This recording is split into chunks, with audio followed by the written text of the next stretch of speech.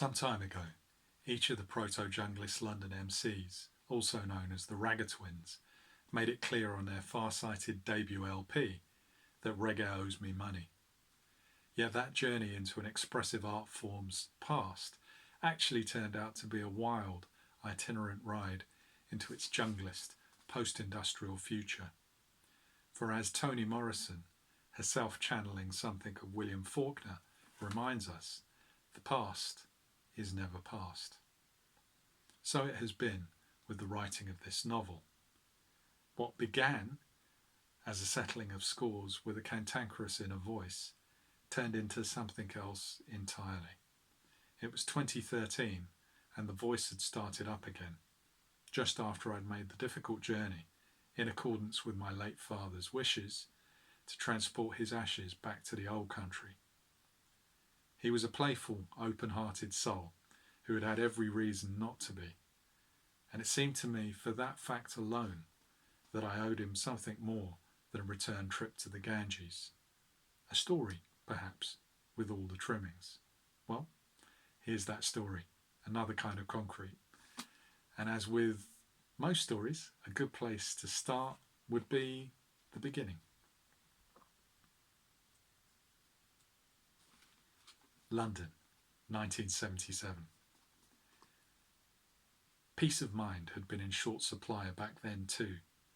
The National Front in Lewisham, yet even so, Kay was still preoccupied with buses and with the uncertain protocol around ducking the fare on a highly unusual day.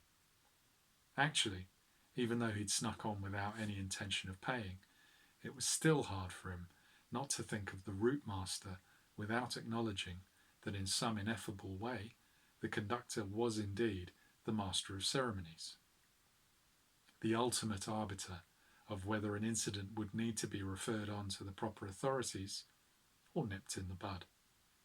And in between times, the bell and the banter, which on good days could even involve the mysterious voice from the driver's cab, which is how Kay knew on that particular day the conductor's name was Vic.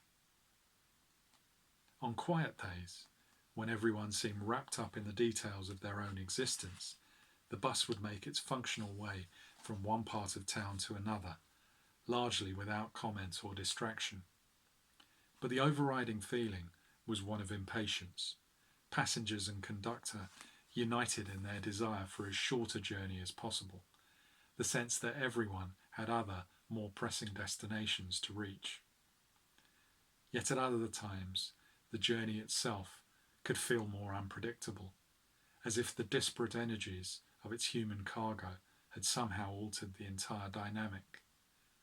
On these occasions, the bus would become a timetabling casualty, jerky and uneven as it jockeyed for position amongst the other road traffic, its frequent spasms adding some engineering clout to the low-level hum of enforced conviviality.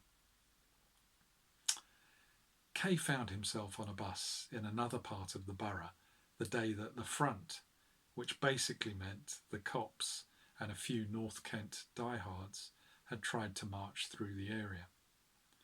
The taste of the exhaust mingling with his own excitement as the bus became concertinaed in diverted traffic. Then the happy realisation that no one was going to be asking him for his fare today, nor chiding him for ducking it.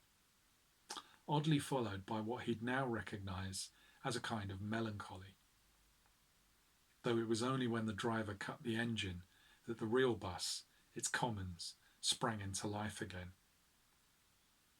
Some speculation about Millwall and the overspill of local disputes from the Pepys estate, vague talk of reprisals, and in at least one case, mention of someone called George Davis. He'd been struck even then by how nervous some of the passengers were, and the contrast with the conductor, whose face, though alert, seemed preternaturally calm, as if every other journey he'd previously made had really just been a dress rehearsal for this. The man was more in charge of his vehicle than ever, which was odd, given that it was now stationary and effectively off the timetabling grid, the hallowed framework which gave him his authority in the first place. Taking a moment to study his face, Kay could tell that the conductor was Indian, and a particular kind. It wasn't so much the almond eyes or the brown skin, more the snapshot of his own uncle in those eyes, distant, forever looking at a slight remove. If he'd even had the fare, he'd have bet the lot on this being little more than a minor skirmish in the wider scheme of things for the man from London Transport.